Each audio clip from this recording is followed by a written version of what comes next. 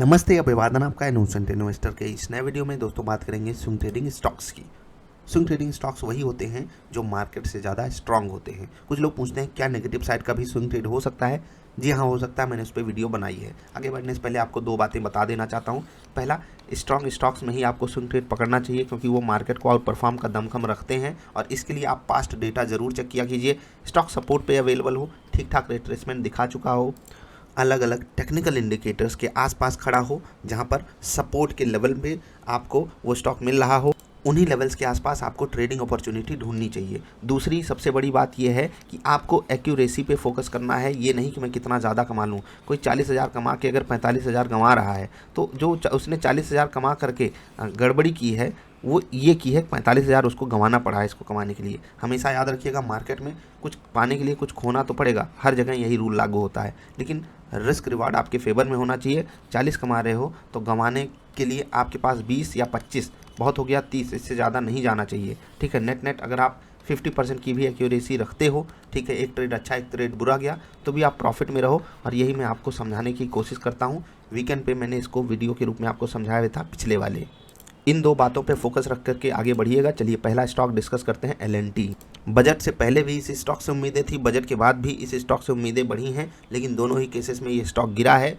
Lower levels पे available है 1700, इसके लिए एक बड़ा सपोर्ट अवेलेबल है। टेक्निकली आप लेवल्स निकाल के देखोगे तो भी बड़ा सपोर्ट है, साइकोलॉजिकली भी बड़ा लेवल है, ऑप्शन डेटा के ही हिसाब से बड़ा लेवल है 1700। अब ये 1700 अगर बचा ले जाता है, मैं आपको एग्जैक्ट लेवल बता देता हूँ, 1678 से 1706 ये लेवल है इसके लिए सपोर्ट का। ठीक है, यहाँ के आसपास आप इस स्टॉक को एक्यूमुलेट कर सकते हो। रिवर्सल पे पकड़ोगे ज़्यादा बेटर रहेगा, रिवर्सल पकड़ना भी मैंने आपको सिखाया हुआ है। मुझे उम्मीद यही है कि ये स्टॉक मार्केट को आउट परफॉर्म करेगा, और अगर करेगा तो हम आप इसमें पार्टिसिपेट कर पाएँ। उसके लिए आपको ये स्टॉक अपनी रडार पे रखना होगा, नज़र बना करके रखिएगा। मैं इस स्टॉक को रडार पे रखा हूँ, स्विंग ट्रेड मिलेगा तुरंत इनिशिएट करूँगा। टेलीग्राम से जुड़ जाइए, सर्च कर लीजिए इनोसेंट इन्वेस्टर। ठीक है, आगे बढ़ते हैं। स्टेट बैंक ऑफ इंडिया सरकारी बैंक है, लोअर लेवल्स पे सपोर्ट बहुत बढ़िया है। जहां पर ये स्टॉक खड़ा है 455 से 470 के बीच में एक बड़े लेवल पर स्टॉक खड़ा है। ठीक है, यहां पर इसने कई बार रेजिस्टेंस फेस किया था पिछले सिचुएशन में। ठीक है, पिछले अगस्त सितंबर अक्टूबर की मैं बात कर रहा हूँ, आप आकर के यहाँ पर देख भी सकते हो। ठीक है, जब आप वीकली कैंडल लगाओगे आपको ज़्यादा आसानी से चीज़ें समझ में आएंगी। 1 मिनट में आपको लगा के दिखा देता हूँ। जी हाँ, ये अब आप देख सकते हो। ठीक है, थोड़ा सा आप देखिए, एक बार दो बार इसने रेजिस्टेंस प्राप्त किया, और फिर जब उस लेवल को तोड़ करके ये स्टॉक ऊपर गया तो वहीं के आसपास इसने सपोर्ट लिया है। तो आपका इस स्टॉक पे फोकस होना चाहिए। सही सपोर्ट पे अवेलेबल है, सही रिट्रेसमेंट पे अवेलेबल है। अगर रिवर्सल आता है तो मेरे हिसाब से, जिस हिसाब से इन्होंने रिजल्ट पेश किया है, जिस हिसाब से इनसे उम्मीदें हैं, उस हिसाब से ये स्टॉक आउट परफॉर्म कर सकता है मार्केट को। नज़र बना करके रखिएगा। अगले हफ्ते 10 दिन, 12 दिन, 15 दिन जो भी आप रख सको, क्योंकि मैं इन स्टॉक्स पे फोकस रखूँगा। HDFC लाइफ टेक्निकली तो कमज़ोर है, लेकिन दोस्त बहुत इंपॉर्टेंट लेवल पे आकर के खड़ा है 500। साइकोलॉजिकली बहुत बड़ा सपोर्ट रहेगा HDFC लाइफ के लिए। करो या मरो का लेवल है, मेरे हिसाब से इसको ये नहीं तोड़ेगा। मेरे हिसाब से अगर बाजार में फर्दर गिरावट आती भी है 2-4% की, तो ये स्टॉक इस लेवल को बचा करके ले जाएगा। तो अगर आप बिल्कुल सेफ प्ले करना चाहते हो तो 500 के लेवल का वेट कर लो, वहाँ पर रिवर्सल दिखाता है तो पकड़ लेना। बाकी वॉल्यूम एक्शन के हिसाब से मैं यहाँ पर ज़्यादा कन्विक्शन के साथ ट्रेड लेकर जा सकता हूँ। इन्वेस्टिंग के लिए भी मैं आपको ये स्टॉक रिकमेंड कर सकता हूँ।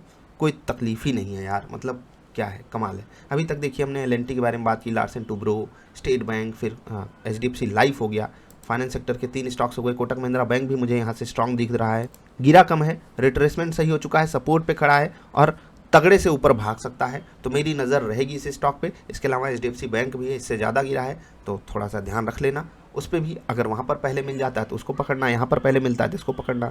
कुछ लोग कंफ्यूज हो रहे होंगे कि लेवल्स कहाँ से निकालें, किस लेवल पे हम बाई करेंगे, किस लेवल पे सेल। तो उसके लिए आप 2-3 वीडियोस देखनी पड़ेंगी आपको। मस्ट वॉच प्लेलिस्ट में एक वीडियो आपको मिलेगी, व्हाट इज ट्रेडिंग सेटअप पे ट्रेड करने के लिए। इसीलिए बोलता हूँ क्योंकि आपको वहाँ पर रिस्क रिवार्ड फेवरेबल बनाने का मौका मिलेगा, और जब तक आप ये नहीं करोगे आप नहीं प्रॉफिट जनरेट कर पाओगे। जितने भी लोग प्रॉफिट जनरेट करते हैं वो हमेशा रिस्क रिवार्ड के लेवल पे ही गेम खेलते हैं। रूल पे रह करके अपना दिमाग लगाया जाता है, अपना दिमाग ऐसे नहीं। अगला स्टॉक है हैवेल्स पे आपकी नज़र होनी चाहिए, सही लेवल पे खड़ा है। बाजार स्टेबल हुई ना, ये स्टॉक बहुत तेज़ी से भागेगा। आने वाले समय में इसके फेवर में न्यूज़ वगैरह भी आ सकती हैं, तो थोड़ा ध्यान रखिएगा।